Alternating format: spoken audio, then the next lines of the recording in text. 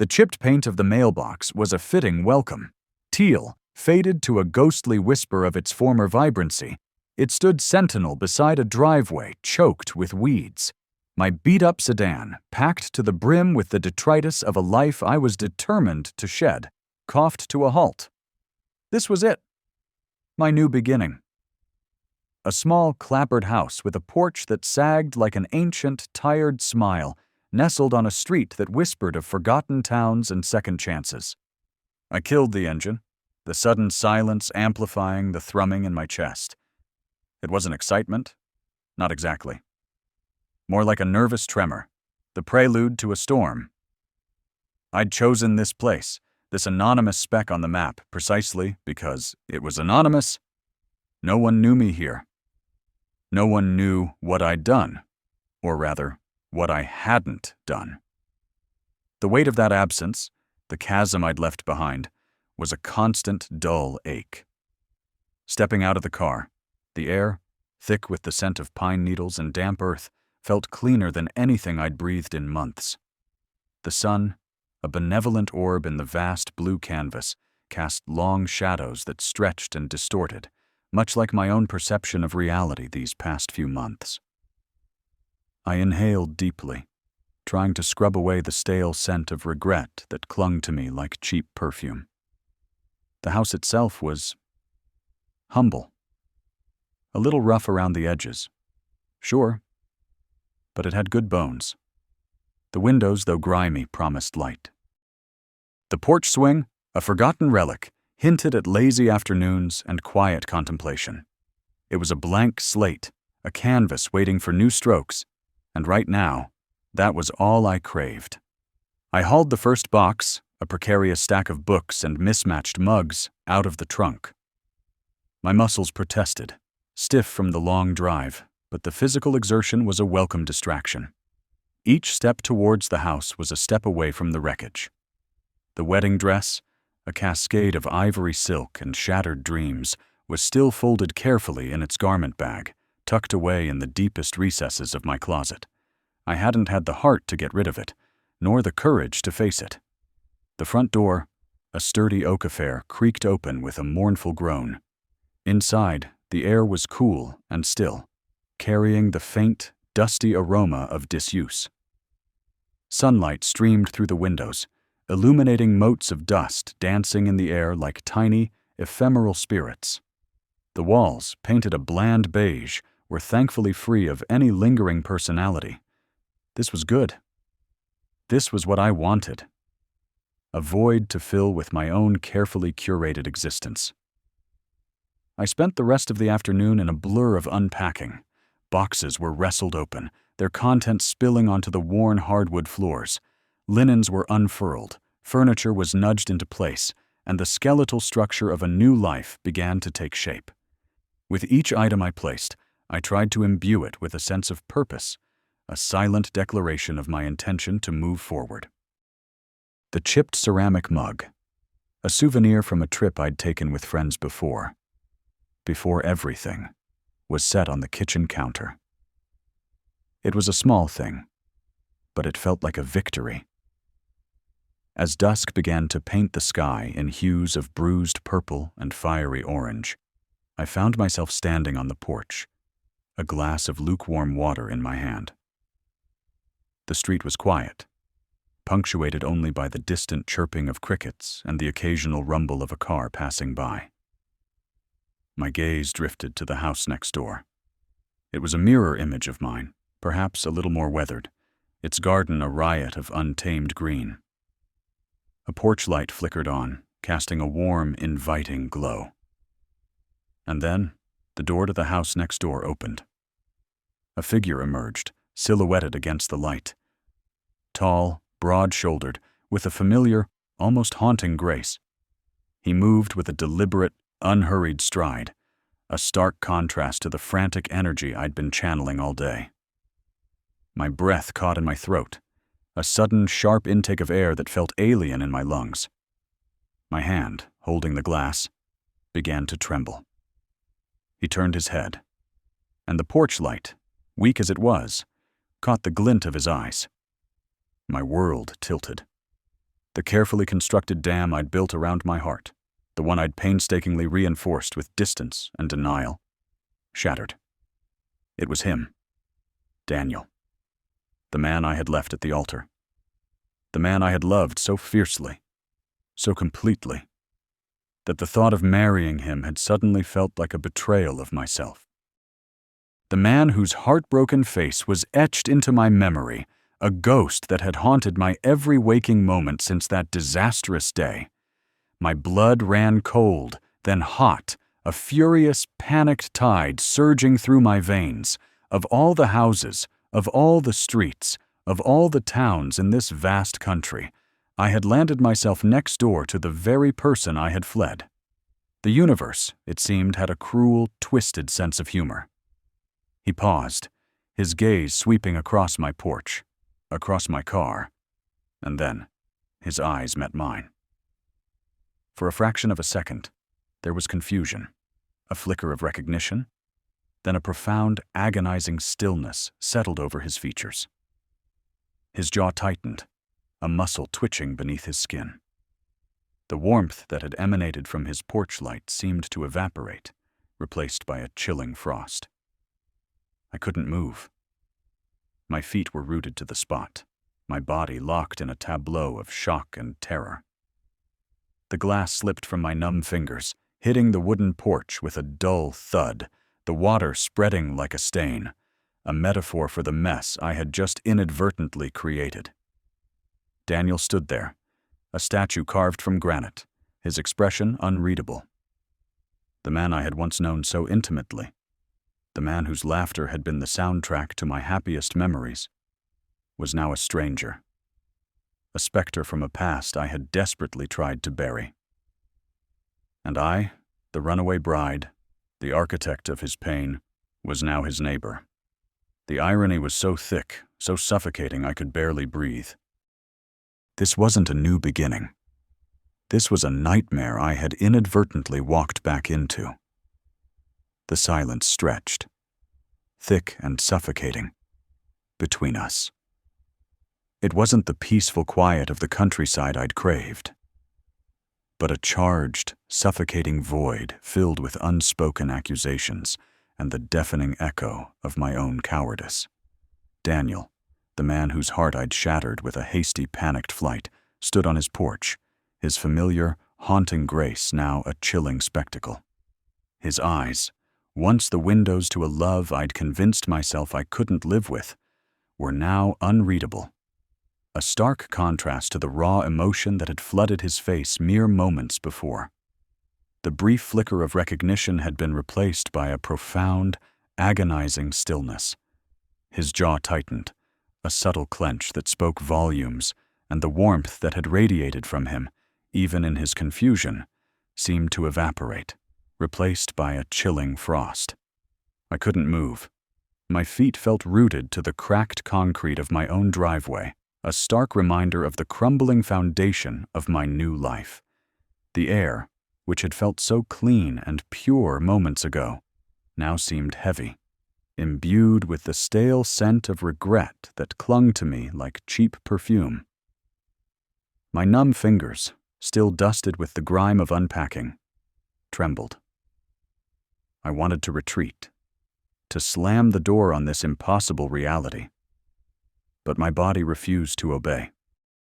It was as if a cruel, twisted sense of fate had orchestrated this entire scenario, a cosmic joke designed to ensure my past would always find me, no matter how far I ran. His gaze swept over me, a slow, deliberate appraisal that felt both invasive and strangely familiar. He took in my disheveled appearance, the sweat-dampened hair clinging to my temples, the dirt smudges on my arms. He saw the remnants of the life I was trying to escape, the ghosts of my hurried departure, and the sheer, unadulterated panic etched onto my face. The tableau of shock and terror that I presented was, I'm sure, a living testament to my disastrous day. Then he spoke. His voice, normally a deep, resonant baritone that had soothed my every worry, was now rough, sandpaper on my raw nerves. You. It was a single word, but it carried the weight of years, of unanswered questions, of a pain I had inflicted and desperately tried to bury. It was not an accusation, nor a plea, but a simple statement of fact, delivered with a quiet intensity that was far more terrifying than any outburst. My throat constricted. I tried to form a coherent response, a mumbled apology, a desperate explanation, but only a strangled gasp escaped. My mind, a chaotic storm of guilt and fear, offered no logical escape route. Every instinct screamed at me to run, but where? This was the end of the road, literally and figuratively. Daniel took a step forward, his movement deliberate, unhurried. It was a stark contrast to the frantic energy that was currently coursing through my veins. He stopped at the edge of his porch, his stance relaxed, almost casual, yet I could feel the coiled tension beneath the surface. It was the same controlled stillness he'd possessed on our wedding day, the day I'd left him standing at the altar, a hollow shell of a man. I didn't know, I stammered, the words tumbling out in a rush, laced with a desperation I couldn't mask. I needed a change, a fresh start. The words sounded hollow, pathetic, even to my own ears. How could I explain the suffocating pressure I'd felt, the overwhelming doubt that had seized me in the hours leading up to our wedding? How could I articulate the fear of a future I believed I wasn't ready for? A future I thought would trap me forever. A ghost of a smile, a shadow of what used to be, touched his lips. It didn't reach his eyes. A fresh start, he repeated, the words tasting unfamiliar on his tongue. Here. He gestured vaguely between our two houses, the small clapboard structures that now served as the physical manifestation of my past and my present colliding. Of all the places, his gaze lingered on my house, on the chipped teal paint, the weed-choked driveway, the general air of neglect. It was a stark contrast to the meticulously planned wedding he'd been preparing for, the future we'd been building together. He'd always been a man who appreciated structure, who believed in the solidity of foundations. My impulsive flight had been the antithesis of everything he stood for. It was cheap, I blurted out, grasping for any plausible excuse. And quiet. I wanted quiet. Daniel nodded slowly, his expression unreadable once more. He seemed to be processing my words, dissecting them, searching for the truth beneath the flimsy veneer of my excuses. He'd always been good at that, at seeing through my pretenses. It was one of the things I'd loved about him, and one of the things that now terrified me. He took another step, this time onto the cracked concrete of his walkway. The sound of his footsteps was a dull thud, each one a hammer blow against my already frayed nerves. Quiet, he echoed, his voice softer now, but no less potent. You found quiet, all right. You found the quiet after the storm. The metaphorical weight of his words settled upon me, crushing me. He was right. I had found quiet, a desolate, unwanted quiet that had been born from the wreckage of his heartbreak and my own shame. Daniel, I'm so sorry, I whispered, the apology finally feeling genuine, raw, and utterly inadequate. Tears, which I had held back with a fierce determination, finally began to stream down my face, hot and stinging. They were tears of regret, of remorse, of a profound and crushing realization that I had not escaped my past, but had, in fact, walked directly into it. He watched me cry, his expression unyielding.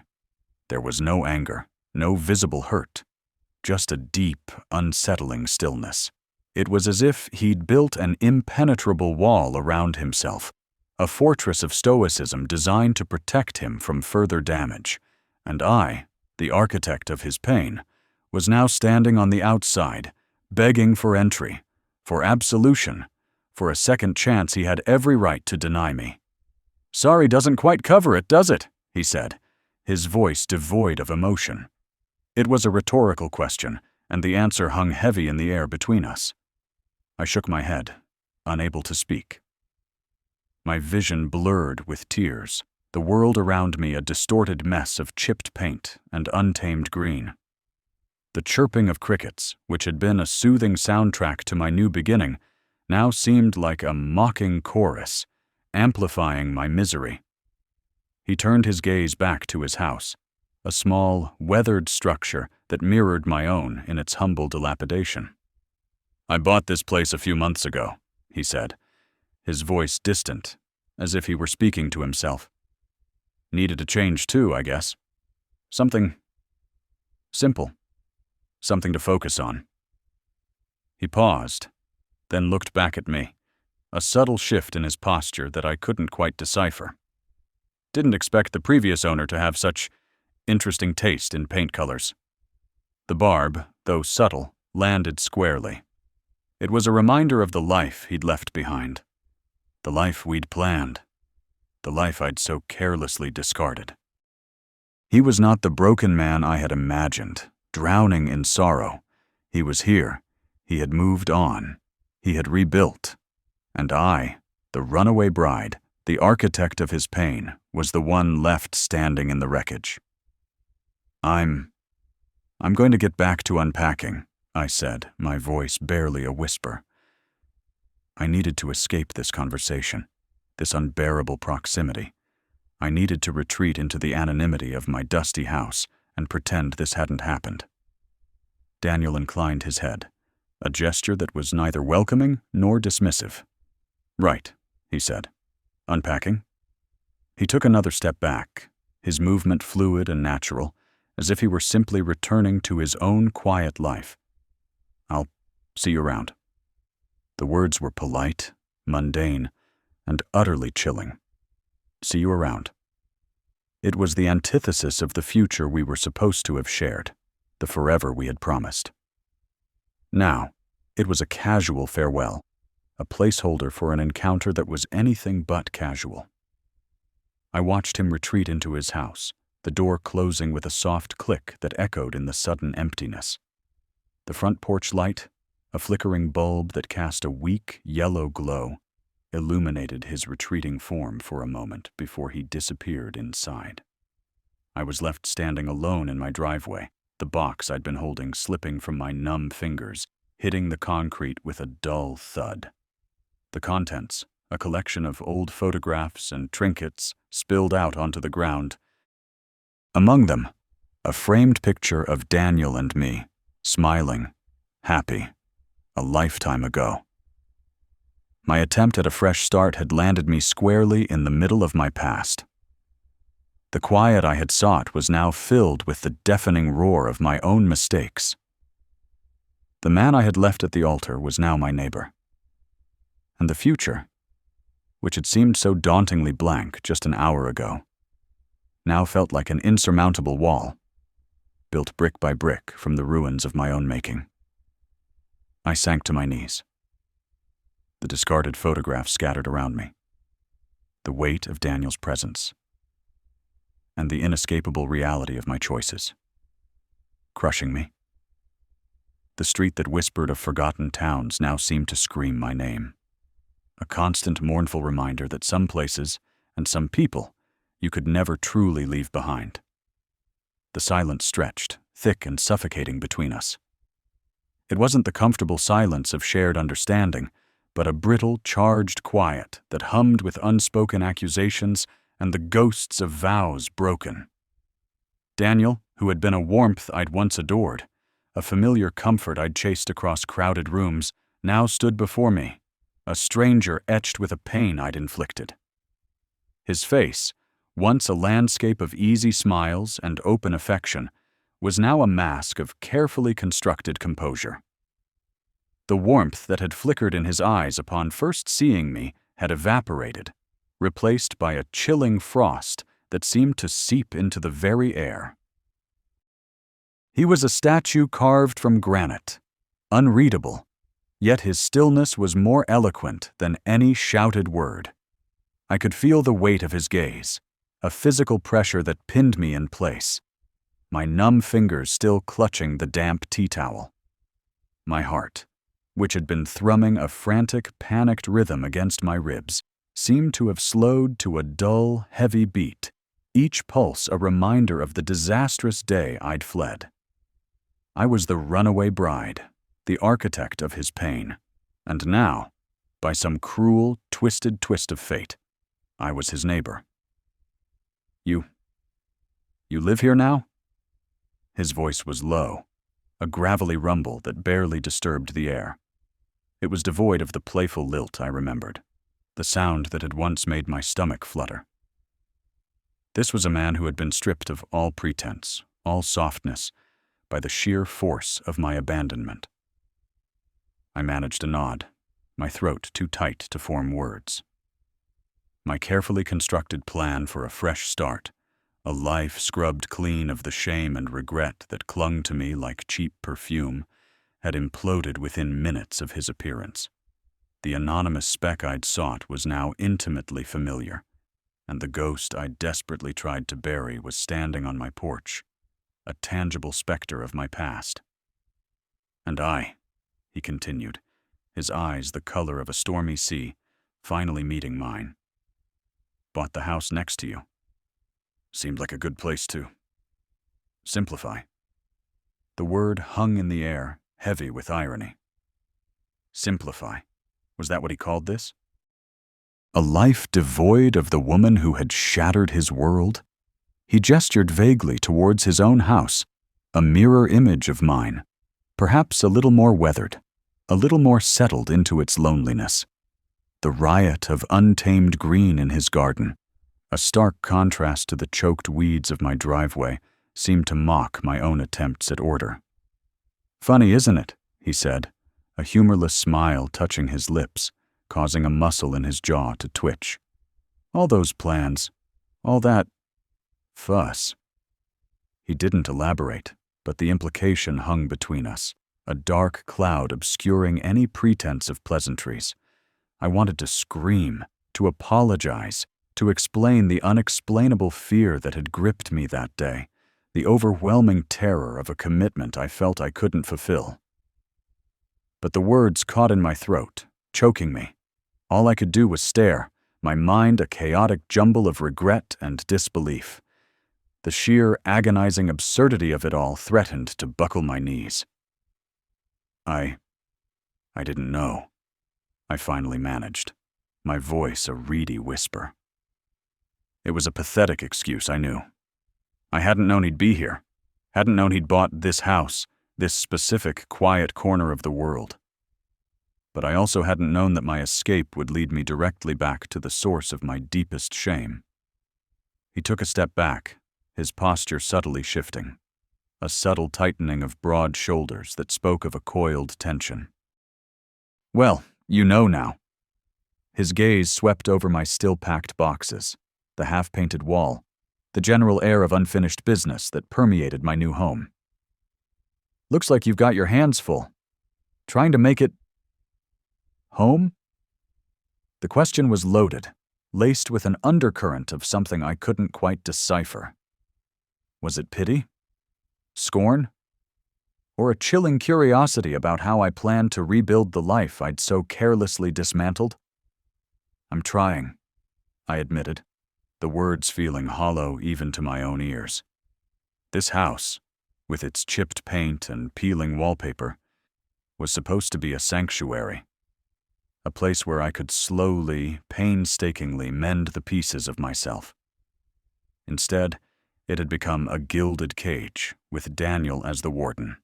He gave a curt nod, a gesture that felt more like a dismissal than an acknowledgement. The brief flicker of recognition in his eyes had been entirely extinguished, replaced by a cool, measured distance. He was no longer the man who had held my hand, whispered sweet nothings, and dreamed of a future with me. He was a man who had been hurt, deeply and irrevocably, and was now standing on the precipice of that hurt, looking at the woman who had caused it. "Right," he said. The single word a definitive punctuation mark to our brief, excruciating encounter. "Well, welcome to the neighborhood, I guess."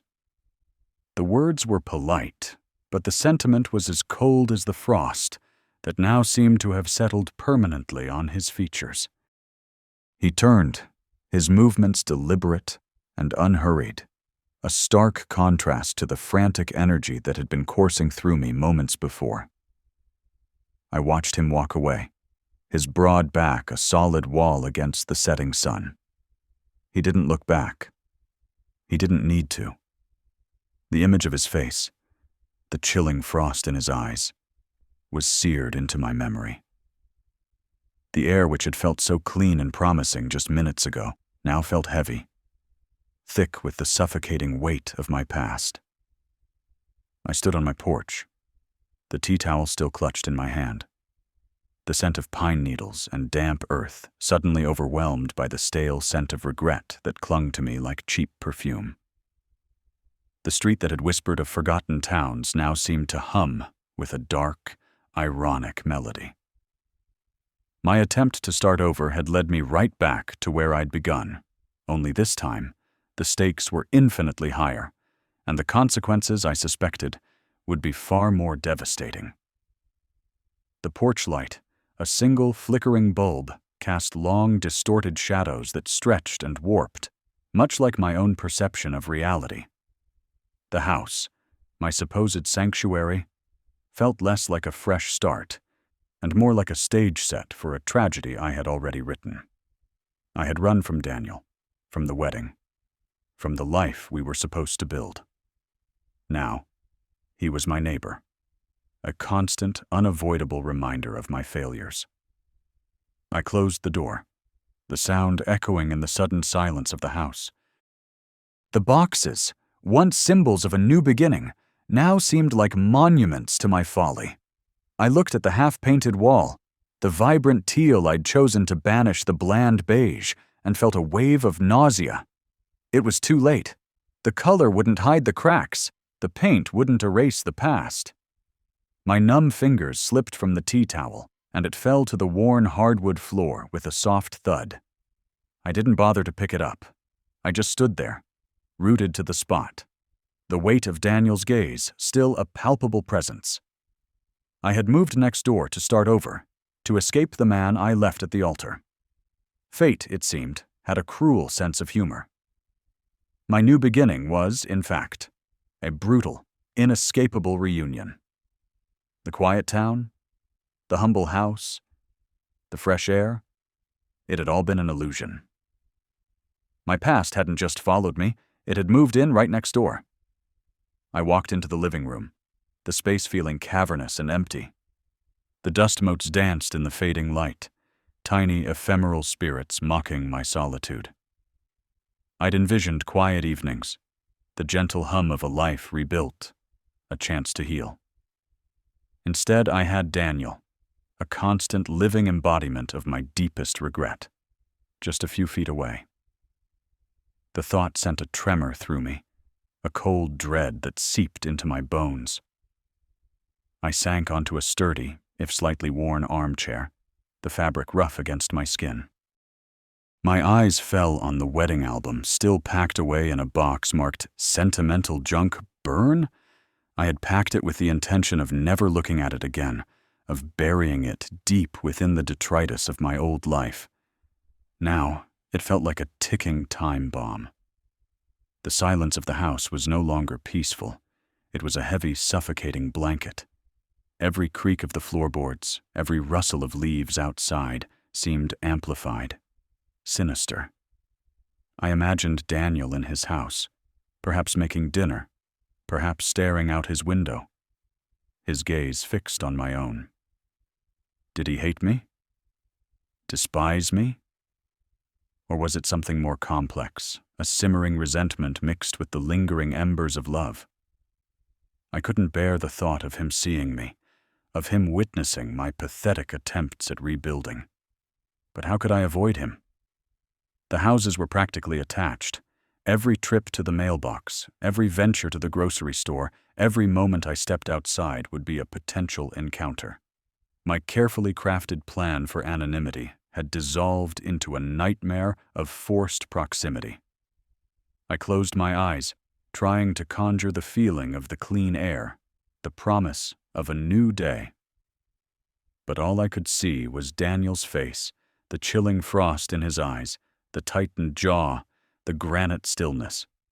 He was the man I left at the altar, and now he was the man I had to live next to.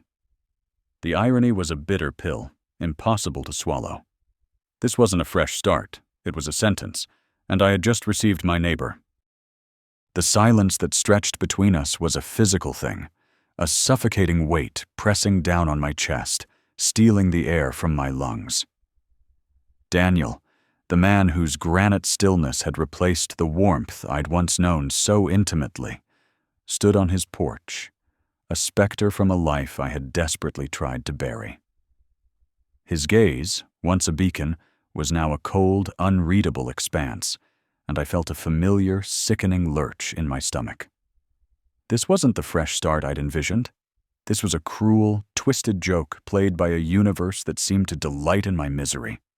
My mind raced, a frantic hummingbird trapped in a glass jar. Run. The instinct screamed, primal and urgent. Turn around, get back in my beat-up sedan, and drive until the wheels fell off. But my feet were rooted to the spot, cemented to the cracked concrete of my new driveway.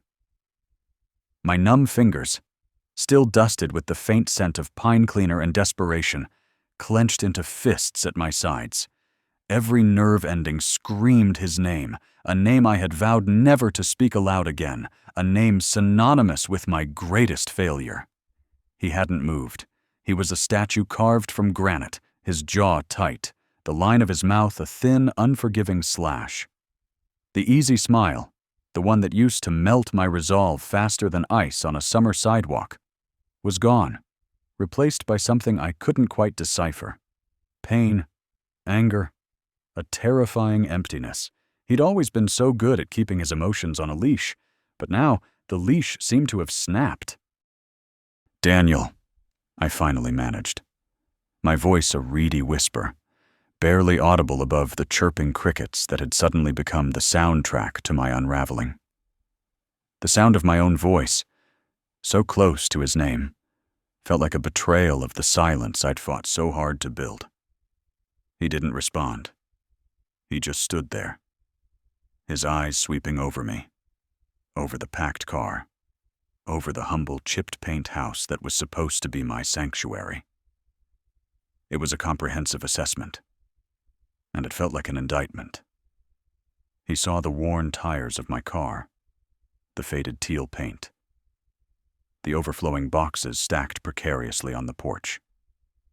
He saw the physical manifestation of my escape, and I'm sure he saw the ghost of the woman who had fled. The air crackled with unspoken accusations, years of silence, of unanswered questions, of a gaping wound left unhealed, had culminated in this moment. I had chosen oblivion, a clean slate, a chance to reinvent myself far from the wreckage of my past. And here he was, the architect of my pain, standing on his porch, a living, breathing reminder of everything I had tried to outrun.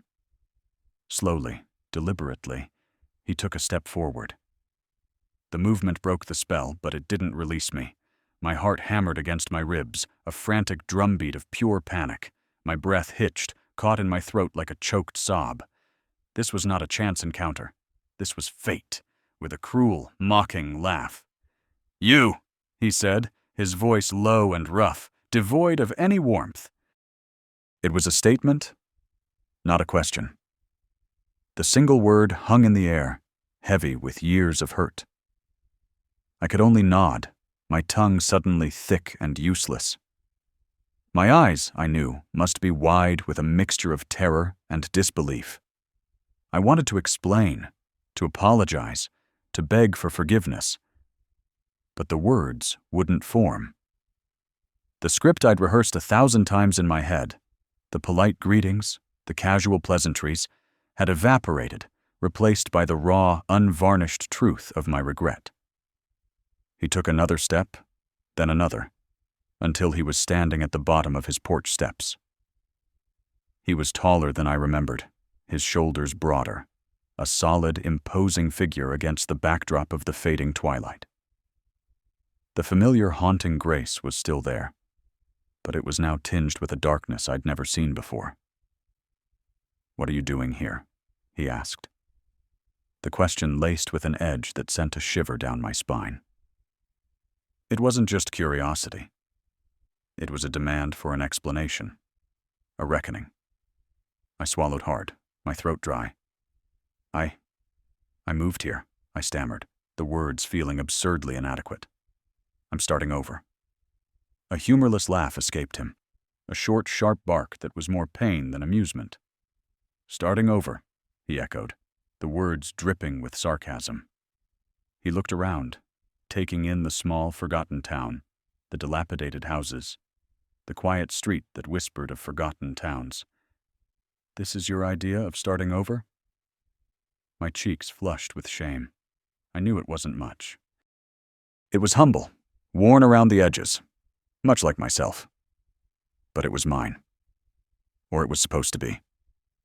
I needed to get away, I confessed, the truth spilling out in a torrent of nervous energy. From everything. From the past. His eyes, which had been fixed on mine, drifted to my car, then back again. The flicker of recognition that had sparked when he first saw me was gone, replaced by a hard, unyielding resolve. He looked at me as if I were a stranger, or worse, an unwelcome intrusion. "And you picked this town?" he asked, his voice dangerously quiet. "This specific house?" The implication hit me like a physical blow. He knew. He knew I hadn't chosen this place randomly. I had scoured listings, looking for the most anonymous, the most forgettable place I could find. I had meticulously planned every detail of my escape, down to the remoteness of the location. And somehow, with a cosmic twist of fate, I had landed right next door to the man I had so spectacularly wronged. I didn't know, I lied, the words tasting like ash in my mouth.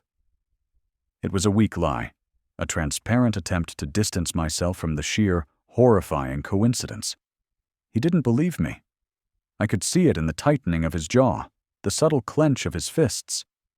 He'd always been able to read me, even when I tried to hide, and he could see the truth in my eyes, the panic, the regret, the overwhelming sense of being trapped. "You didn't know," he repeated, his voice flat. He ran a hand through his hair, a gesture I remembered so well, a sign of his frustration, his unease. "That's quite a coincidence, isn't it?" The irony of the situation was so thick I could almost taste it. The man I had left at the altar, the man whose heart I had shattered, was now my next-door neighbor. My attempt at a fresh start had led me directly back into the eye of the storm. The quiet, anonymous town was anything but. It was a stage, set for a drama I was desperately trying to avoid. "Daniel, I started, but he cut me off, holding up a hand, palm out. "Don't," he said, his voice firm. "Not now. I need a minute." He turned then, his broad shoulders stiff, and walked back up his porch steps. He disappeared inside his house without another word, leaving me standing on my own porch, the silence now more deafening than before. The front door closed with a soft click,